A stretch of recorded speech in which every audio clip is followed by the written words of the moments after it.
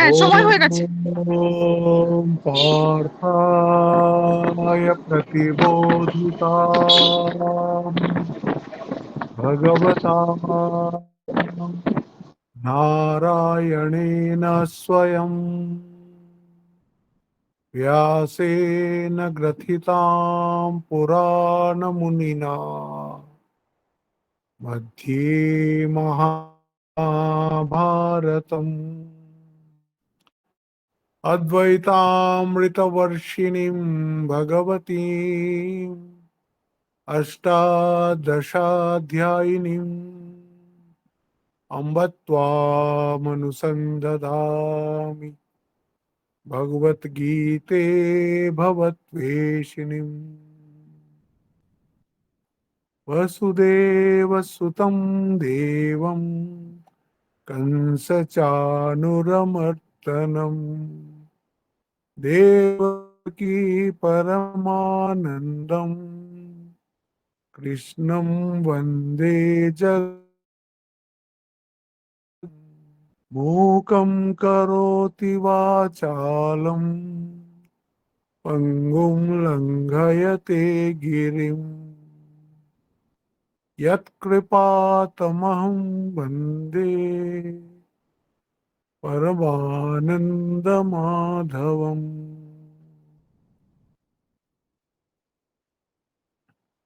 আমরা দ্বিতীয় অধ্যায়, যেটাকে বলা যায় ভগবত গীতার এসেন্স, সমস্ত গীতার যা কিছু বলার কথা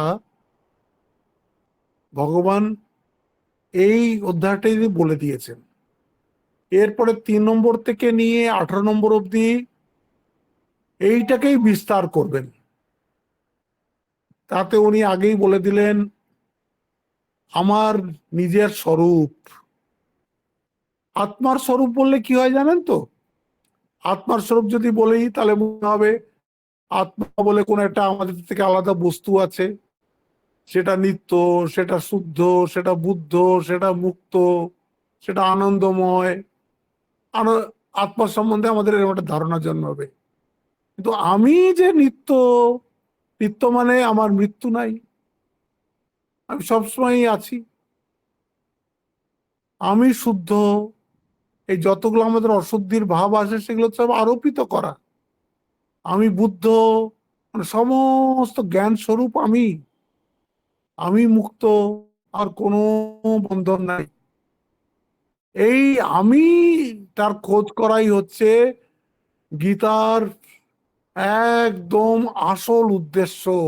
বলছে না, পার্থায় প্রতিবোধিতাম। পার্থ মানে জীব, জীবের এখানে উনি হচ্ছেন আমাদের প্রতিনিধি। পার্থকে প্রতিবোধিতাম, তার বোধের মধ্যে এই বোধটা আসা। আমাদের একটা বোধ তো আছে জগৎ সম্বন্ধে, আমি আলাদা, জগৎ আলাদা। জগৎকে আমরা বুঝছি, জানছি, ভাববার চেষ্টা করছি, সেটা একটা হয়ে গেল। আর আমি কে, আমার মূল স্বরূপ কি, এটা হচ্ছে বেসিক ফান্ডামেন্টাল কোয়েশ্চেন, যেটা খুব ভাগ্যবানদেরই জীবনে এই প্রশ্নটা আসে। বেশিরভাগ মানুষের মনেই আসে না, বা এমন সময় আসে যখন আর কিচ্ছু করবার থাকে না। তাই বলছেন যে আগে তিনি আমার স্বরূপটা কি, অনেক ভাবে উপনিষদেরই শ্লোক প্রায় সব। নাত্বে বাহম জাতু নাসম নত্বম নেমে জনাধিপা না চাইব না ভবিষ্যামা। কার ফোন খোলা আছে বন্ধ করুন, ফোন শুনতে পাচ্ছি। কল্পনা, কল্পনা কে আছে? ফোন খোলা আছে। তারপরে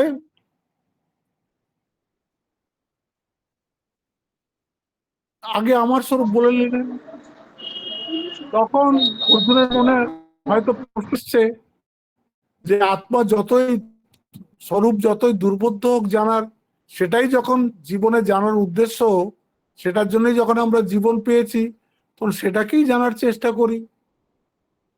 তখন ভগবান বললেন যে ওরম ভাবে জানতে পারবে না। ওইটা জানবার জন্যে যে জ্ঞান হতে যেরকম মন, যেরকম বুদ্ধি, যেরকম ইন্দ্রিয়ের শুদ্ধি লাগে, তোমার তো সেটা হয়নি।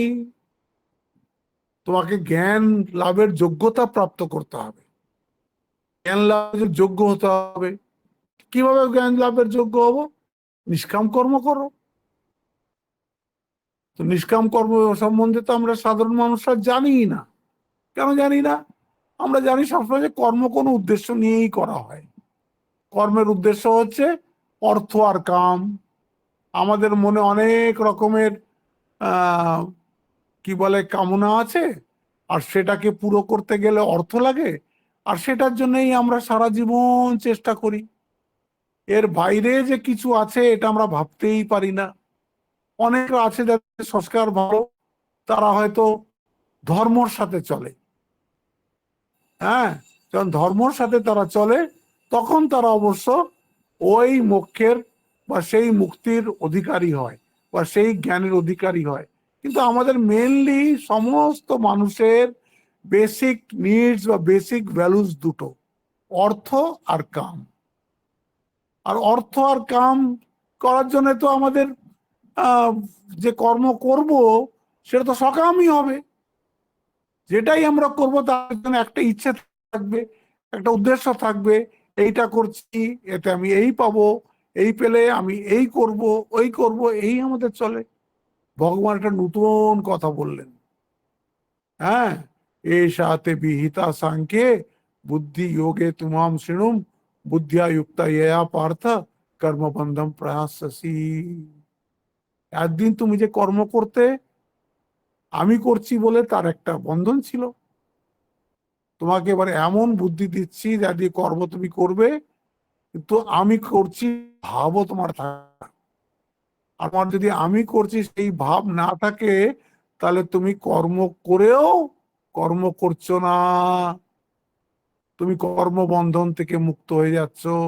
যখন তুমি কর্মবন্ধন থেকে মুক্ত হচ্ছ, তখন তোমার এই চিত বা তোমার যে আমি, তারপরে যে নতুন নতুন শৃঙ্খল যে রোজ তোমার আমি আমি আমি আমি করে পড়ছে, সেইটা পড়া বন্ধ হবে।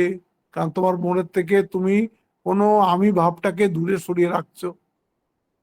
এরম করতে করতে করতে করতে একদিন তুমি গুরুর কাছেও যাবে, এই আমি সম্বন্ধে ভালো করে শুনবে, তারপরে সেটাকে নিয়ে মনন করবে, সেটাকে নিয়ে ধ্যান করবে, তার আত্মজ্ঞান হবে। এই করে কর্মযোগের একদম শেষ পরিণতি বলে দিলেন।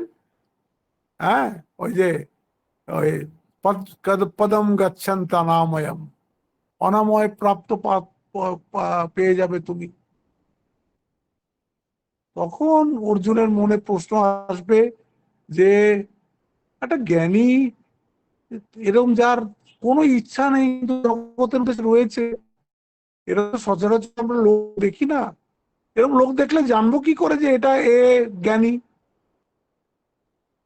সে জগতে কিভাবে বিচরণ করে, কিভাবে এই যে নানান যে রেসপন্সেস, এই যে চোখ দিয়ে একটা সুন্দর দৃষ্টি দেখলো, আমরা আকর্ষিত হয়ে গেলাম। সে কি করে? সেও কি আমাদের মতন আকর্ষিত হয়? আমাদের জিভে কোনো একটা ভালো টেস্ট লাগলো, আমরা আকর্ষিত হয়ে গেলাম। সেও কি এরকম আকর্ষিত হয়ে যায়? সে কিভাবে চলে, কিভাবে বলে, কিভাবে উঠে বসে, আমাকে একটু বুঝিয়ে দিন। তাই বললেন, স্থিতপ্রজ্ঞ কা ভাষা সমাধিস্তস্য কেশব স্থিতধি কিম প্রভাসেত কিমাসিত ব্রজেত কিম। তারপরে ভগবান বলা শুরু করলেন। ভগবান কিন্তু দেখুন এইখানে বলছেন না, বাহ অর্জুন তুমি কি সুন্দর প্রশ্ন করেছো। যেরকম ভাগবত অনেক জায়গায় আছেন, যখন প্রশ্ন আসে তখন সুখদেব বলেন পরীক্ষিতকে, বাহ তুমি কি সুন্দর প্রশ্ন করেছো, এটা তোমারই একার প্রশ্ন নয়, সমস্ত মনুষ্য জাতির এটা প্রশ্ন। তোমাকে বললে সমস্ত মনুষ্য জাতিকেই তার সাথে বলা হবে। এখানে কেন ভগবান এসব কথা বললেন না? সময় নেই, যুদ্ধক্ষেত্রে দাঁড়ানো আছে, দুদিকে সৈন্য একদম রেডি যুদ্ধ করার জন্য। এই ঘোড়াগুলো একদম চিৎকার করে লাফিয়ে লাফিয়ে উঠছে, হাতিগুলো সুর তুলে তুলে চিৎকার করছে, দুদিকের দামামা বেজে গেছে। এখানে ওইসব বলার সময় নেই। ঘোর যুদ্ধক্ষেত্র। হ্যাঁ, আমাদের সংসারটাও তেমন যুদ্ধক্ষেত্র। এই জন্য এইখানে ওইসব কথা বলার সময় নেই। সোজা শুরু করলেন, প্রজাহাতি যদা কামান সর্বান পার্থ মনোগতান। মনের মধ্যে থেকে সমস্ত কাম যার চলে গেছে, একদম পরিষ্কার হয়ে গেছে। এই যে কি কঠিন কাজ, এ যারা চেষ্টা করে তারাই জানে যে কামনা বাসনার থেকে মুক্ত হওয়া, কামনা বাসনার থেকে মুক্ত হওয়া মানেই মুক্ত হওয়া। আর মুক্তি কোনো আলাদা আলাদা জিনিস নাই। মুক্ত হওয়া মানে ফ্রিডম। ফ্রিডম মানে কি? ডিপেন্ডেন্স না। আমাদের যে সংসারে আমরা যে আছি, আমাদের যে স্থিতি, উই আর অন ক্রাচেস। আমরা ক্রাচের উপরে ভর দিয়ে আছি। এইটা না হলে আমার চলবে না, ওইটা না হলে চলবে না, ওই মানুষটা না হলে চলবে না, এই মানুষটা না হলে চলবে না, এই জিনিসটা না হলে চলবে না। এতগুলো ক্রাচের উপরে আমরা দাঁড়িয়ে আছি। মুক্ত মানুষ একদম ফ্রি। কেন? সে জেনে গেছে সে আত্মা, সে জেনে গেছে সে নিত্য শুদ্ধ মুক্ত। সেই জন্যে তাই বলছে, এটা হবে কি করে? প্রজাহাতি যদা কামান সর্বান পার্থ মনোগতান। এইভাবে সর্বান বলতে হবে। হ্যাঁ, বললে আপনার মনে সেটা থার্স্ট করবে যে যত রকমের কামনা আছে, অনেক কামনা আমি বুঝতে পারছি, অনেক কামনা ভেতরে আছে যেগুলো বুঝতে পারছি না। সর্বান পার্থ মনোগতান। মনের মধ্যে যেখানে যা লুকিয়ে আছে সব পরিষ্কার হয়ে গেছে। কি করে পরিষ্কার হবে? এইটাই এখন বলছেন। এ বড় পেনফুল প্রসেস, কিন্তু এটা তুমি যে জগতে সিকিউরিটি খুঁজছো, তুমি যে জগতে শান্তি খুঁজছো, যে জগতে তুমি ফুলনেস খুঁজছো, যে জগতে তুমি হ্যাপিনেস খুঁজছো, পাচ্ছ না তো, পাবে না যতক্ষণ তুমি নিজেকে ভগ্ন মনে করছো। হ্যাঁ, আমাদের এক মহারাজ খুব প্রশ্ন করতেন যে do you feel yourself complete or incomplete. প্রথমে মানুষ যে যাকে প্রশ্ন করতে যেত, do you feel yourself full or half or quarter. আমরা তো ওরকমই মনে করি না। হ্যাঁ, যে আমার বেটার হাফ বলে, বেটার হাফ, বউকে বলে বেটার হাফ। তার যেন পার্সোনালিটির অর্ধেক হচ্ছে তার বউ, তারপরে তার বাচ্চা কাচ্চা। এই করে যে কত উনি প্রশ্ন করতেন, are you complete or incomplete. পূর্ণ হওয়া মানে, নিষ্কাম হওয়া মানে, নির্বাসন হওয়া মানে সে একদম একদম নগ্ন, একদম শিব হয়ে গেছে, তাকে আর কিচ্ছু বাঁধতে পারবে না। তাই বলছেন, প্রজাহাতি যদা কামান সর্বান পার্থ মনোগতান আত্মনি এব আত্মনা তুষ্ট। এটা খুব ইম্পর্টেন্ট লাইন।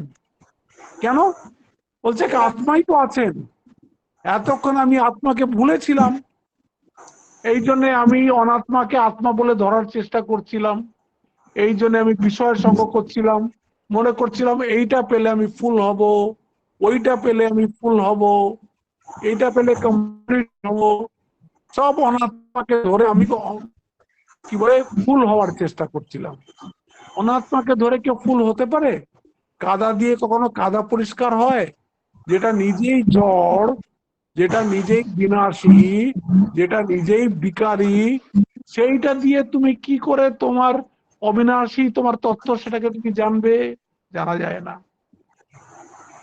তাই বলছে, যে জেনে গেছে যে পূর্ণ, একদম শান্ত হয়ে নিজের আত্মায় স্থিত হয়ে বসে থাকে। তাই তো ঠাকুর গান করতেন, আপনাতে আপনি থেকো মন, দেও নাকো কানু ঘরে। এই মনটা সবসময় পরের ঘরেই যেতে চায়। চোখ দেখতে চায়, কান শুনতে চায়, জিভ চাটতে চায়, ত্বক স্পর্শ করতে চায়। এই তো চলছেই, মন ওদের সাথে চলে যাচ্ছে। আপনি যদি সবগুলোকে আটকেও দেন, মন নিজে নিজে চলে যাবে। চোখে চোখ বন্ধ করে আছেন, কিছু শুনছেন না, ঘরে চুপচাপ বসে আছেন, আপনি ধ্যান করছেন, মন কোথায় দাঁড়াচ্ছে? তো বেরিয়েই দেখছেন কত কঠিন আমাদের এই সাধনাটা, কিন্তু বলছে নান্যা পন্থা বিদ্যতে আয়নায়, এ ছাড়া অন্য কোনো পথ নাই, তারে জানিলে জীব মরণ এটাই, এছাড়া আর নাই কো উপায়।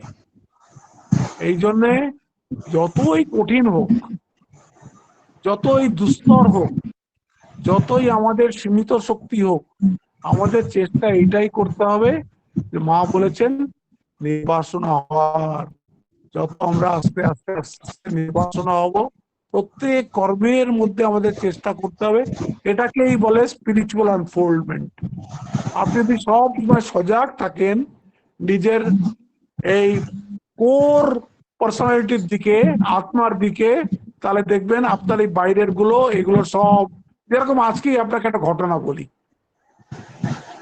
এক ভদ্রলোককে আমি বলছি, উনি উঠছেন জুতো নিয়ে ওই উপরে, আমরা বাইরে একটা বোর্ড লাগিয়ে রেখে দিয়েছি জপযজ্ঞর সময় যে আপনাদের জুতোগুলো এখানে রাখুন। তা আমি ওনাকে বললাম ওই জুতোগুলো ওখানে রাখুন। সে গল্প বলা শুরু করলো, এর আগে আমার 4 জোড়া জুতো হারিয়েছে, 1 জোড়া বাটাতে কিনেছিলাম। আমি বললাম নববর্ষ দিন আপনি সকালবেলায় জুতো পুরান কেন শুরু করলেন? দেখছেন অবস্থা এদের। সে জপযজ্ঞ করতে এসছে, মনে সামান্য বৈরাগ্যও নেই। নিজের চটিটাকে সিকিউর করার জন্য যেখানে রাখতে নিষেধ করা হচ্ছে সে সেখানেই রাখবে। কত এদের জগতের প্রতি আসক্তি, কত আসক্তি। আরে আবার হবে না, হবে না।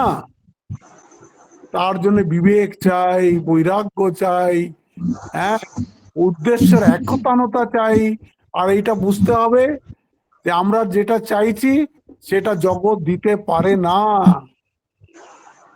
জগতে সেটা দেওয়ার ক্ষমতা নেই, জগৎপতির কাছে আছে। এই জন্য আমরা জগৎপতিকে চাই। জগৎপতিকে চাওয়া মানে জগৎকে তখন আপনাকে ডিনাই করতে হবে। গেলই না 2-1 জোড়া চটি বাইরে চুরি হয়েছে, এটা কত মানুষেরই তো আমি দেখি ভক্তদের ছুটি চুরি হচ্ছে।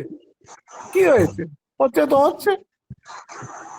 হ্যাঁ, এটা মনে রাখতে হবে যে আপনি কাকে বেশি ইম্পর্টেন্স দিচ্ছেন। এই যদি আত্মনে এবার তুষ্টা হতে হয়, তাহলে সর্বান পার্থ মনোগতান প্রজাতি, এইটা হচ্ছে প্রথম বলে দিলেন। তারপরে বলছেন যে দেখো, আচ্ছা তার কি এইসব জীবনে, এই যে আমরা ঠাকুরের জীবন পড়ি নয়, ও ঠাকুর তো সবসময় সমাজে থাকতেন, তার আর কি, তিনি তো ভগবান, তা নয়। আমরা যা দুঃখ ভোগ করি তার থেকে লক্ষ লক্ষ গুণ বেশি দুঃখ ঠাকুর মা এরা ভোগ করেছেন, লক্ষ লক্ষ গুণ বেশি। তার এক রত্তিও আমরা সামলাতে পারবো না, এক রত্তিও। তারা কি বলছে ভগবান? দুঃখে সনবিঘ্ন মনাহা, এ দুঃখের মধ্যেও একদম। ঠাকুরের এত ভয়ঙ্কর ক্যান্সার, সেদিকার ঠাকুরের দেখুন, দেখতে পারবেন না। ওই কাশীপুরের শেষ সময়কার মারা যাওয়ার পরেকার ছবি আছে, দেখতে ইচ্ছে করে না। এই সুন্দর ঠাকুরের কি অবস্থা হয়েছে। কিন্তু যখন ঠাকুর শেষ সজ্জায় কাশীপুরে শুয়ে আছেন, তখন বলছে লোকের বাঁধ রাখা যাচ্ছে না, দিন রাত লোক আসছে। মানে আনন্দের একটা, যারা একটা সোর্স, আনন্দ স্বয়ং যে ওখানটা বসে আছে। নট শরীর উইথস্ট্যান্ডিং, শরীর মাঝে আসছেই না, সুস্থ শরীর কি মাঝে আসছে না। হ্যাঁ, দুঃখে সন্দিগ্ন মনাহা, সুখেষু বিগত স্পৃহা। সুখেষু বিগত স্পৃহা মানে কি? কোন স্পৃহা নেই সুখের জন্যে। সুখের স্পৃহা কখন হয়? একটা সুখ পেয়ে যখন আমার খুব ভালো লেগে যায়, তখন ওই সুখটা আবার পেতে ইচ্ছে করে, ওটাকে বলে স্পৃহা। সুখেষু বিগত স্পৃহা, ওর সেই স্পৃহা নেই। দুঃখে সন্দিগ্ন মনাহা, সুখেষু বিগত স্পৃহা, ভীত রাগ ভয় ক্রোধ। রাগ ভয় আর ক্রোধকে যেদিন উপরে চলে গেছেন, who has transcended all these three: attachment, fear, and anger. Attachment, fear, and anger. এটা যে এই যে বলে দিলেন ভগবান, শঙ্করাচার্য আগেই বলেছেন, যেটা তার স্বভাবগত গুণ, আমাদের কাছে সেটা অনুকরণীয়। আমাদেরও এরকম হতে হবে। আমরা যদি ফুলনেস চাই, আমরা যদি পূর্ণ হতে চাই, তাহলে এই দুঃখেষু দিগ্নমনা সুখেষু বিগত স্পৃহা ভীতরাগ ভয় ক্রোধা শীতধী পুরীরুচ্যতে, কতগুলো উনি বললেন। ইয়ৎ সর্বত্রান অনভিস্নেহ তত্তৎ প্রাপ্য শুভাশুভম। দেখছেন, শুভ অশুভতে সে একেবারে সম। সর্বত্রান অনভিস্নেহ, অনভিস্নেহ মানে সবাইকে ভালোবাসে, কিন্তু অ্যাটাচমেন্ট কোথাও নেই। একটা গল্প আছে, মাস্টার মশাই তো ভক্ত সঙ্গ করতেন, নিজের মোটর একদিন ভক্ত সঙ্গ করছেন, হঠাৎ বড় বৌমা ওপরে চলে এসছেন সিঁড়ি দিয়ে। তো মেয়েরা তখন আসতো না, তো যেখানে পুরুষরা বসে আছে, তো বৌমাকে আসতে দেখেই তাড়াতাড়ি মাস্টার মশাই উঠে গেছেন। বৌমা, কি ব্যাপার, তুমি যে উপরে এলে? তখন বলছে, ওই বড় নাতিটার শরীরটা খুব খারাপ, হ্যাঁ, আর এই ডাক্তার দেখাতে হবে। বলে উনি এত বেশি ওয়ারিড হয়ে গেলেন মাস্টার মশাই, হ্যাঁ, যে তাই নাকি, তাহলে তো ডাক্তার রাখতে হয়, তো কাউকে বলো অমুক ডাক্তারকে ডেকে নিয়ে আসতে, এইসব বলে টলে বৌমা চলে গেছে। একজন ওর মধ্যে সেখানে বসে বসে ভাবছে, এ ঠাকুরের পার্ষদ, হ্যাঁ, একে চৈতন্য দলে ঠাকুর দেখেছেন, এইখানে এত বড় বড় ভালো ভালো কথা বলছেন, ইনি তো ঘোর সংসারী। কেউ মনে মনে এটা ভেবেছে। আর উনি ফিরে এসেই বসে বলছেন, আপনাদের মধ্যে কেউ কেউ মনে করছেন না আমাকে দেখে যে আমি একদম সংসারীর মতন ব্যবহার করছি? বলছে, সবটাই নাটক, সবটাই করতে হয় বলে করছি, ওদের ভালো লাগলো আমি ওইটা বললাম বলে, আমার কোনো অ্যাটাচমেন্ট নেই, কোনো অ্যাটাচমেন্ট নেই। তখন উনি বলছেন, যে লেখক সে বলছে, বুঝলাম কেন ঠাকুরের পার্ষদ এরা, এরা সব এক একটা ব্রহ্মজ্ঞানী। এই ব্রহ্মজ্ঞান দেওয়ার জন্যে এদেরকে সব ঠাকুর কাউকে আশ্রমে, কাউকে সংসারে দেখছে, তাদের মধ্যে সব ঠাকুরের শক্তি কাজ করছে। ইয়া সর্বত্রানন বিস্নেহ তত্তৎ প্রাপ্য শুভাশুভম না বিনন্দতি না দ্বেষ্টি তস্য প্রজ্ঞা। সে কিছু পেলে খুব খুশিও নয়, আবার কিছু হারালে দুঃখীও নয়, তার রাগও নেই, তার দ্বেষও নেই। তস্য প্রজ্ঞা প্রতিষ্ঠিতা। তারপরে বলেছিলেন, यदा संहरिते चायम पूर्वोंगानि सर्वशः इंद्रियार्थानिंद्रियार्थे तस्य प्रज्ञा प्रतिष्ठिता। বলে যেমন, এইটা খুব কঠিন।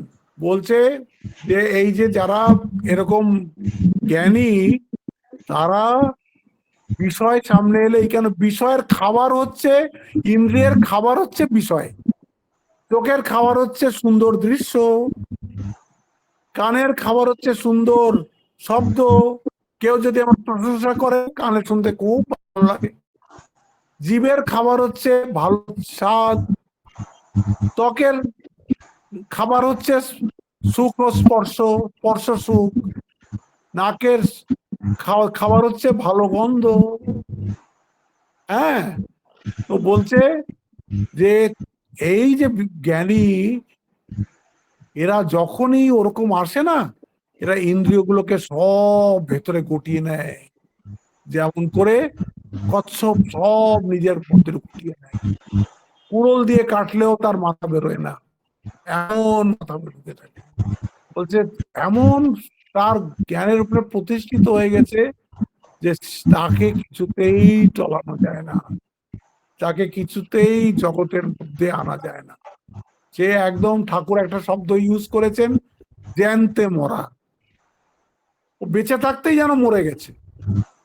এই ইন্দ্রিয়র জন্য সে মরে গেছে, ইন্দ্রিয় সুখের জন্য সে মরে গেছে। সে একমাত্র আত্মাতে বেঁচে আছে। জানি এইগুলো শুনতে খুব কঠিন মনে হয়, আর কঠিন তো বটেই, কারণ আমরা তো অজ্ঞানী, আমরা তো সবে এগুলো শুনছি। আমরা বুঝতে পারছি যে আমাদের যে অবস্থা এখন বর্তমান আছে, এর থেকে বহু উচ্চ উচ্চ অবস্থা আছে এবং তাকে লাভ করা যায়। কিন্তু লাভ করার পথে যে যত সাধনা, সে তো আমরা করিনি। এই জন্য আমাদের কাছে এটা খুব কঠিন মনে হয়। তাই জন্য এখানে আমাদেরকে এই শাস্ত্র আয়না দেখাচ্ছে। দেখো, তুমি জানতে চেয়েছিলে একটা সিদ্ধ পুরুষের ব্যবহার কিরকম, আমি তোমাকে বলে দিচ্ছি। তুমি যদি সাধক হও তাহলে তুমি চেষ্টা করো। সাধক মানে ম্যান স্ট্রাইভিং ফর পারফেকশন। আমরা সবাই তো ইমপারফেক্ট লাইফ কেউ চাই না। প্রত্যেক চাই যে আমাদের জীবনে পারফেকশন আসুক, প্রত্যেকটা কাজে পারফেকশন আসুক, আমাদের ব্যবহারে পারফেকশন আসুক। এটা আমরা কিন্তু প্রত্যেকে চাই। আর যে সেটা চেষ্টা করছে তাকে আমরা বলি সাধক। এখন সে যখন চেষ্টা করছে তাকে এই সব লক্ষণ বলা হচ্ছে। দেখো, এই সব হচ্ছে একটা পারফেক্ট ম্যানের লক্ষণ। তারপরে এবার এর আগে আজকে আসবে 59 নম্বর শ্লোক, বিষয়া। এটা খুব সুন্দর, খুবই সুন্দর। বুঝা, এতে পড়লেই বোঝা যাবে। বিষয়া বিনিবর্তন্তে নিরাহারস্য দেহিনঃ রসোবর্জম রসোপ্যস্য পরম দৃष्ट्वा নিবর্ততে। আপনাকে এটার একটা এক্সাম্পল দিলেই বুঝে যাবেন। যখন আপনার শরীর খুব খারাপ, হয়তো কোনো অসুখ হয়েছে, তখন দেখবেন আর খেতেও ইচ্ছে করে না, কিছু দেখতেও ইচ্ছে করে না, কোথাও যেতেও ইচ্ছে করে না, কিছুই ইচ্ছে করে না, একদম যেন। তাহলে মানুষ বলবে তাহলে তো ব্রহ্মজ্ঞানী হয়ে গেছে, তো স্থিতপ্রজ্ঞ হয়ে গেছে। তখন গীতা কি বলবে? ওই অসুখটা আছে বলে ওই রকম, কালকেই যখন অসুখ ছেড়ে যাবে, আবার তার কাম, ইচ্ছার বাসনা সব ফিরে আসবে, সব ফিরে আসবে। এখনো অবস্থায় পড়ে শরীর মন এমন জায়গায় দুমড়ে আছে যে এখন তাকে একদম, আমি বলছে নিরাহার আসছে দেখি না, বিষয়া বিনিবর্তন্তে নিরাহার আসছে দেখি না। বলছে নিরাহারই অজ্ঞজনের ইন্দ্রিয় বিষয় হইতে নিবৃত্ত হয়। আপনি যদি একটা অনশন করতে বসেন, ধরুন কোথাও আপনাকে অফিস থেকে বসিয়ে দিল, এই তুই আমাদের হয়ে তুই অনশনে বসে যা, মাফ, ফার্স্ট আনটু ডেথ। আপনি একেবারে বসে গেলেন যে আমিও বসে গেলাম, আমাদের দাবি মানতেই হবে। আস্তে আস্তে যেই পেটে খাবার যাচ্ছে না, আস্তে আস্তে আস্তে মানুষটা শুকাতে থাকছে, সঙ্গে সঙ্গে সঙ্গে সমস্ত কামনা বাসনা চলে যায়। ইভেন কি মনও ভালো করে কাজ করে না, আবল তাবল বকতে শুরু করে, নিজের নাম মনে থাকে না। 20-21 দিন যদি না খেয়ে থাকে, পাগলে যায়। আবার যেই খাবার পড়বে, আবার আস্তে আস্তে আস্তে মনটা খাদ্যের উপরে ডিপেন্ডেন্ট। তাই এখানে বলতে বিষয়া বিনিবর্তন্তে নিরাহার আছে দেখি না।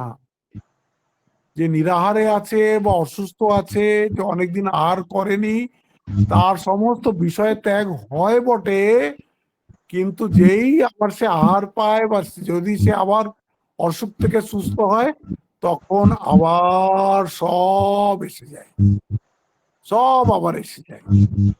কিন্তু বলছে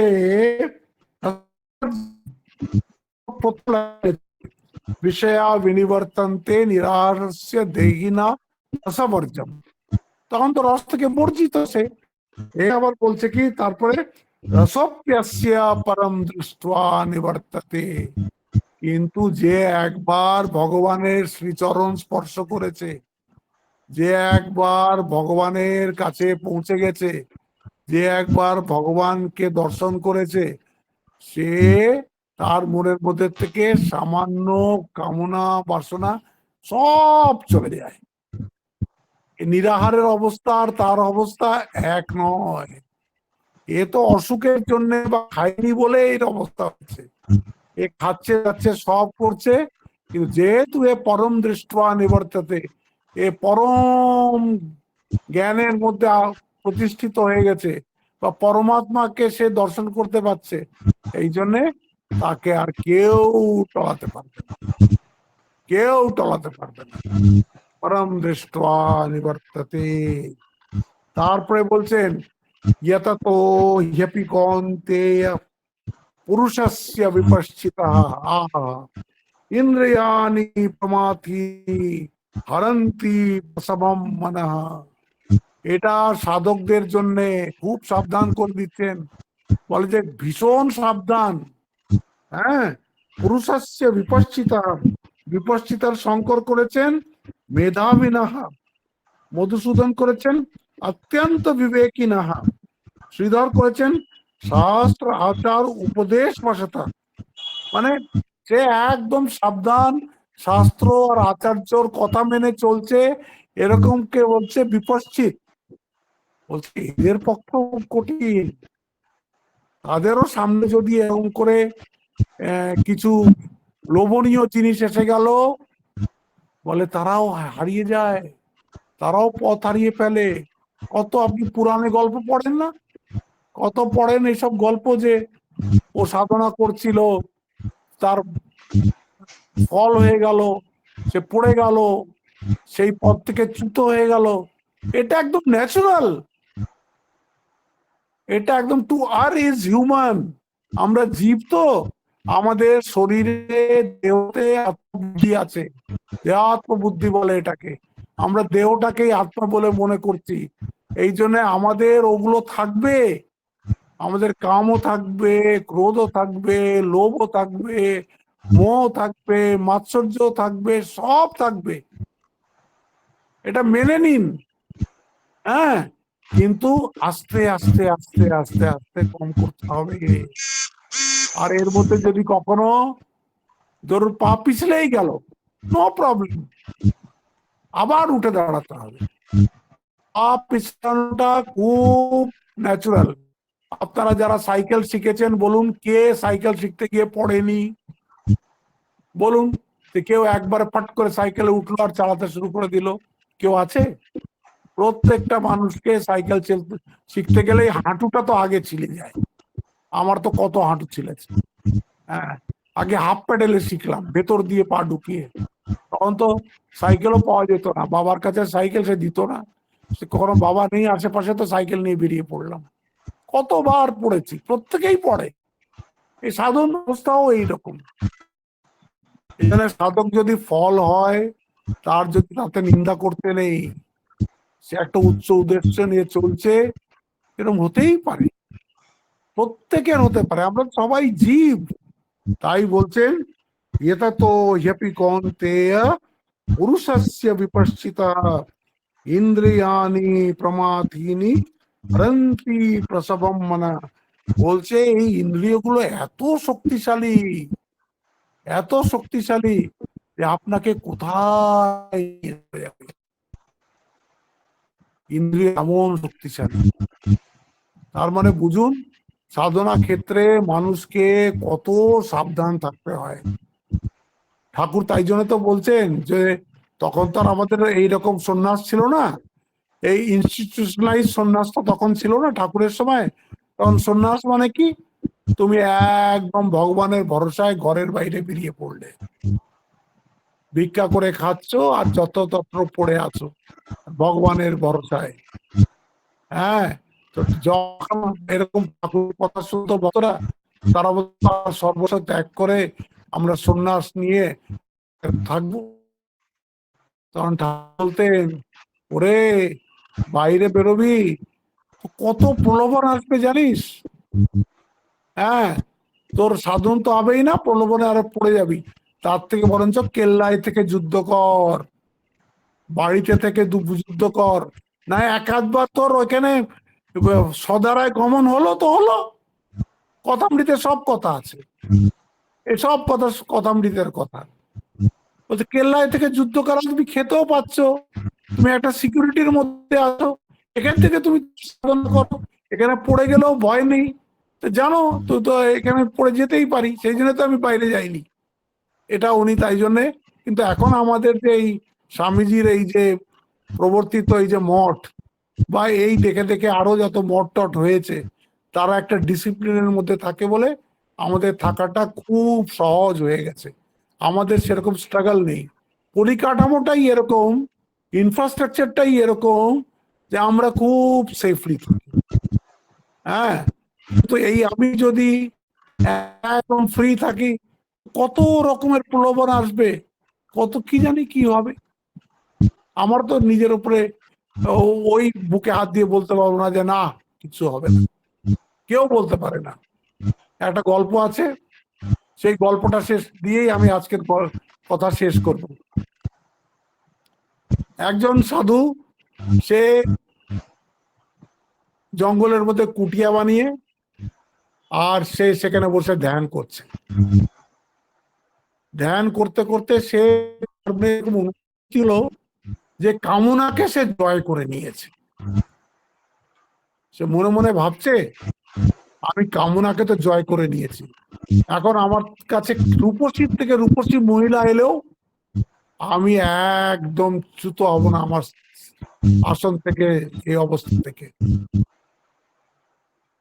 এই বসে উনি ভাবছেন আর ধ্যান করছেন।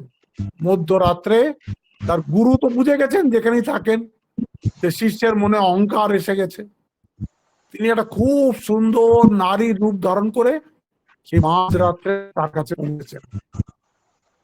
মাঝরাত্রে তার কাছে পৌঁছে বলছেন যে বাবা, আমি তো রাস্তা হারিয়ে ফেলেছি, বাজারে এসছিলাম, তারপরে আমি রাস্তা হারিয়ে ফেলেছি, এখন আমি কি করে বাড়ি যাব, দিন না হলে আমাকে দয়া করে আপনার কুটিয়ায় থাকতে দিন। ইনি বলছেন হ্যাঁ তুমি থাকো আমার কুটিয়ার মধ্যে, আমি তো বাইরে ধ্যান করব, তুমি আমার কুটিয়ার মধ্যে থাকো, ভেতর থেকে বন্ধ করে নাও, হ্যাঁ তোমার কোনো চিন্তা নেই। ব্যাস উনি ভেতর থেকে বন্ধ করে নিয়েছেন। এখন এই ধ্যানের মধ্যে বিঘ্ন আসা শুরু হয়ে গেছে, ভেতরে পরমা সুন্দরী মেয়ে রয়েছে, আর মনটা ধ্যানে যাচ্ছে না, মনটা ওই মেয়েটার রূপ যৌবনের দিকে যাচ্ছে। তারপরে আর পারেনি বসে থাকতে, গিয়ে নক করছে আর দরজা, আর ওকে বলছে দরজাটা খুলে দাও। বলছে না না আমি একা আছি, আমি খুলতে পারবো না দরজা, আপনি ভেতরে আসবেন না, এখন সকাল অবধি আপনি বাইরেই থাকুন। সে বলছে না না আমাকে, আমি কিচ্ছু করবো না, আমাকে দাও না, পুরুষ মানুষের কোনো বিশ্বাস নেই, আমি খুলবো না। তখন এই তপস্বী বলছে আচ্ছা তবে খুলবি না? সে ছাদে উঠে খড় সরিয়ে ভেতরে লাফ দিয়েছে, বাড়ি কুটিয়ার মধ্যে লাফ দিয়েছে। লাফ দিয়ে দেখছে যে সেই নারী কোথায়, সেই পরমা সুন্দরী নারী কোথায়, তার জায়গায় তো তার গুরুদেব বসে আছে, তার জায়গায় তো তার গুরুদেব বসে আছে। বলে কি রে, তোর নাকি কাম জয় হয়ে গেছে, তুই এটা কি করলি? তখন শিষ্য থরথর থরথর করে কাঁপছে, গুরুর পায়ে পড়ে তার কাছে ক্ষমা চাইছে, আমি অহংকার করেছিলাম, তাই জন্য আমাকে আপনি উচিত শিক্ষা দিয়েছেন, আমার এই অহংকার করাটা ঠিক হয়নি। এই আমরাও এই যে ঠাকুর মায়ের আশ্রয়ে পড়ে আছি, এই ভাব করেই পড়ে আছি যে তারা রক্ষা করেছেন, তারা রক্ষা করছেন বলে আমরা নিশ্চিন্তে এই সাধু জীবন যাপন করতে পারছি। এত পথ খুব কঠিন, গীতাই বলছে দেখুন, यततो अपि कौन्तेय पुरुषस्य विपश्चितः ইন্দ্রিয়াণি প্রমাথিনি হরন্তি প্রসবম মনঃ। এই দেখুন আজকে 60 নম্বর শ্লোক অব্দি হয়ে গেল। এখন আমরা পড়বো তানি সর্বাণি সংযম্য, এটা পড়বো আমরা মে মাসের